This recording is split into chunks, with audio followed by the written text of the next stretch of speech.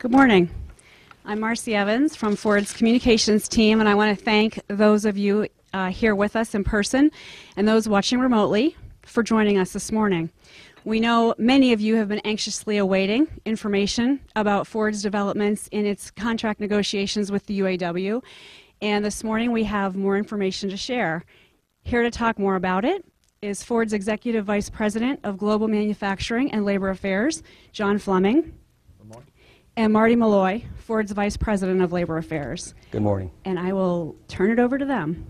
Good. Thank you, Marcy. Well, again, thank you very much for being with us this morning.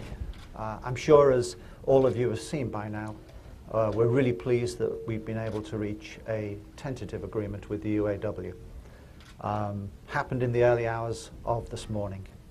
The tentative agreement is based on our commitment to add 12,000 jobs into the United States, to make a $16 billion, that's $16 billion investment for new products, capacity actions, new powertrains, again here in the United States.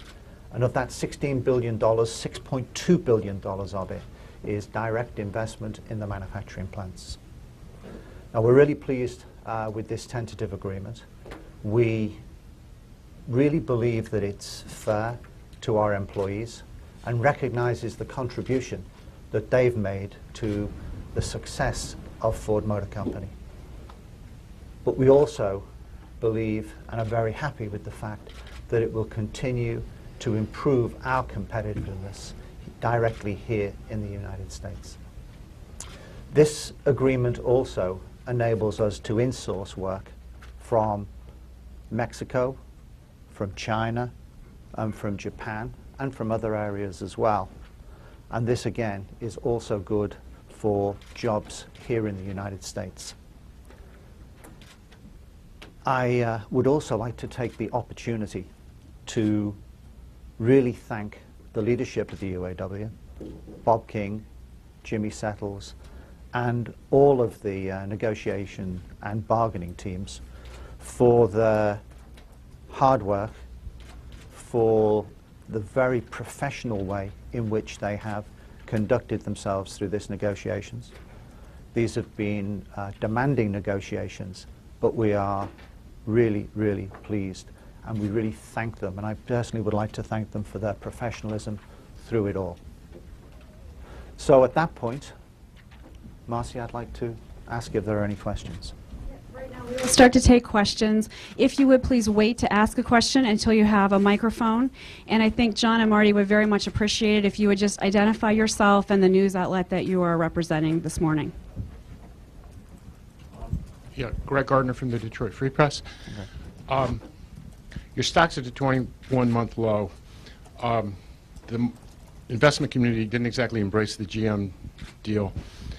What did you get in this that preserves or enhances your competitiveness, and what will investors like or dislike about this?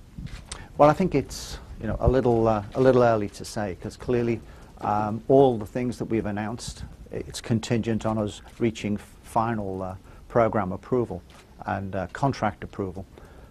So we won't go into the details today. We're going to take the opportunity as the process continues. When we know that we've got contract approval, we'll be very happy to get into all of those details and explain why we're happy with the tentative agreement that we've got at the moment. Yes. Mike Ramsey with the Wall Street Journal. Can you tell me, are your fixed costs then going to be equal after this contract if it gets ratified in the United States? Well, we'll be very happy to go into the details when we've got through and the process has finished. Hi, Keith Nutt with Bloomberg. Can you gentlemen break down those two numbers you just discussed, the $16 billion and what did you say, 6.2 is direct? Can you explain that a little bit more, please? Yeah, the $16 billion is the overall investment that we're making in new programs, in new capacity here in the United States. The $6.2 billion is specifically that investment directly into the plants, so for new tools, new equipment, and for launch. And traditionally, you would say for a new program, the $16 billion would normally be, say, a third for engineering, a third for supplier tooling, and a third for manufacturing investment. And it makes you more competitive, is the point you made earlier, right? Absolutely. Mary? Mary Conway from Channel 7 in Detroit. Hi, Marty. Hi, John. Hi. Please might you talk about, with the added jobs, I know you don't want to get into all the details, but how many of those jobs may be headed to the Metro Detroit or at least Michigan area, and what about the Flat Rock plant? Well, understand it's very topical at the moment, but we have agreed with the UAW, our partners, that in this, they're going to go through a lot more detail at their press conference later this morning. So all of that will become clear, but right now we're going to stay with the process and just talk to you about the overall investments, overall jobs, and you'll get a lot more detail later in the day.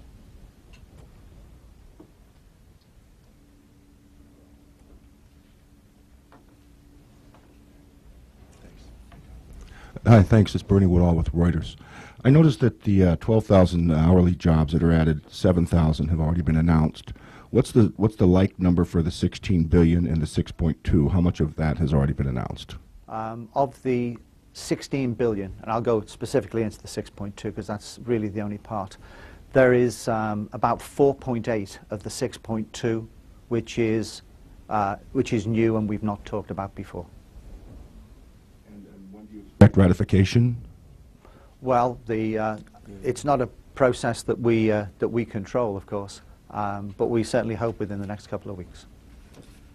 Rod Maloney, WXYZ-TV, Detroit. Gentlemen, can you talk about how well this patterns after the GM agreement? In other words, how much did you feel bound by pattern bargaining this time around? Well, we went through the bargaining process, and I think what will become clear, and we won't go through it right now, but both during the course of the day and over the next couple of weeks, and when we're able to go into a lot more detail, I think we'll better be able to answer that question for you. Yeah, Jeff Gilbert from WWJ in the back here. Can you talk a little bit about the 12,000 jobs? Are these brand new hires, and do you expect them to be at the entry-level wage? Because sometimes we hear new and retained jobs, so I'm trying to get my hands around that. Yeah, they are a combination. Clearly, these jobs, many of them are going to be new. Some of them will be for people that we have already retained. So anything which is new will come in as Tier 2.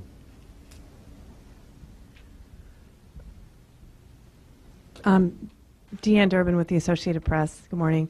Can you just talk about the progress of the talks? They lasted a little longer than maybe some of us expected. Were there particularly big humps that you had to get over that you can talk about even in general terms, or?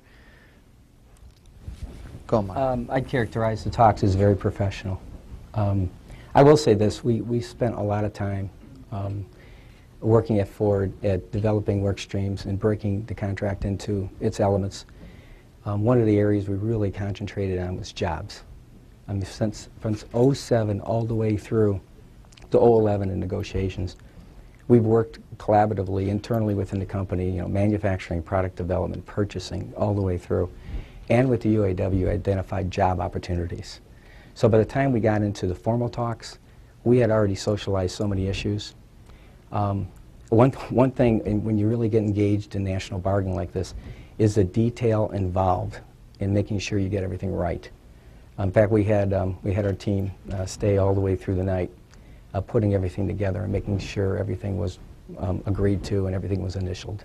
So I'd characterize the talks as very, very professional.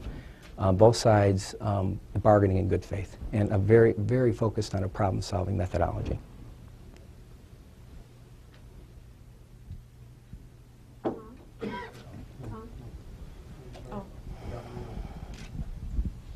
Marty, one of the issues has been all along was sort of this choice between keeping the workers that the UAW has at the upper tier or bringing in more at the lower tier.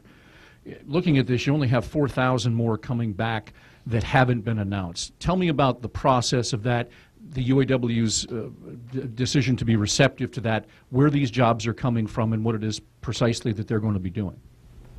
Actually, we should probably clarify the jobs that have been announced versus the new jobs. The 7,000 that we'd previously announced to the 12,000, there's actually 5,750 jobs that we had not previously announced, because in the 7,000 there was 700 plus jobs which were salaried jobs. So that's the sort of walk. So 12,000, of that 7,000 we'd previously talked about, take off 750 salaried, and we've then got 5,750 incremental jobs we had not talked about before. Marty, do you want to talk a little bit about the second part? Well, Rob, could you repeat the second part? Well, the whole question of, there was the choice the UAW had to make between how many upper tier wage people they were going to bring in or keep, and how many of the lower tier wage people would be coming in bringing whatever work they would be. So I'm just looking to delineate specifically these new, 5,750 jobs, what they will be doing and how that breaks down. We have a small amount of employees on indefinite layoff, and in this case, for instance, if my memory serves correctly, we have 41 in Louisville. So those will be brought back to work, and they'll be at the Louisville assembly plant.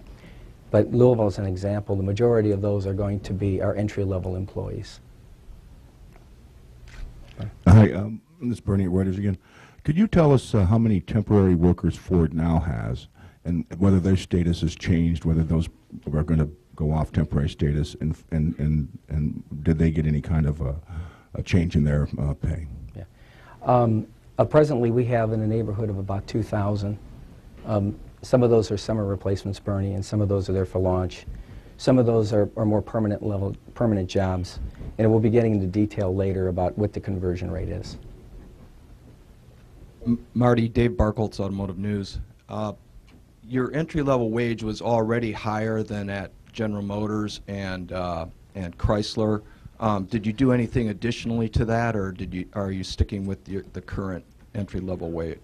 Where we'll end up, and this will become clear with the discussions the UAW is having, we're going to end up about the same level. We did a few things that will become more evident. The UAW will talk about that this afternoon.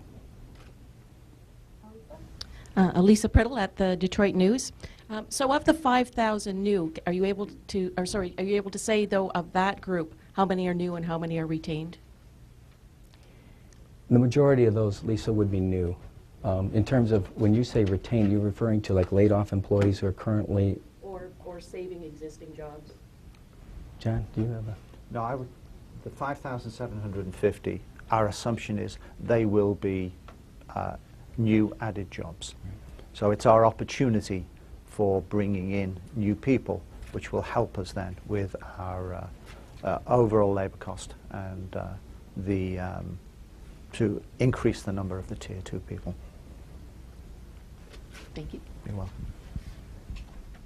And if I may ask, what about ACH? There's no change. From the status of ACH has not changed. Are there any final questions this morning? Rod? Just one last crack at Flat Rock and what might go there. Can you talk about that, or is that something that UAW has to handle? Yeah, the UAW will handle it. I'm sure it will become much clearer as the day goes on. Did Alan Mulloy become involved in these talks? I know he was overseas. Was he back in time for last night? Alan has been involved every day, often 2 and 3 times a day. The advantage is, it's a large globe, but communications are excellent these days. So he was always involved. But not physically here because of the travels? He'll be here today. Again, Deanne from AP. S&P said the other day that they would strongly consider you for an upgrade if your agreement either matched or exceeded GM's agreement. Do you think you've matched what GM did in its agreement? Well, we believe at the end of it, as I said really in the introduction, that this tentative agreement, if finally brought to conclusion, will enable us to improve our overall competitiveness here in the United States. What the S&P do finally with that will be something that we'll see over time. I think we'll take one final question. Okay. Was the equality of sacrifice grievance resolved? We won't go into those details at the moment. It'll be, it may be addressed later in the day. Okay, thank you all very, very much for coming this morning. We appreciate it. Please let us know if we can answer any additional questions.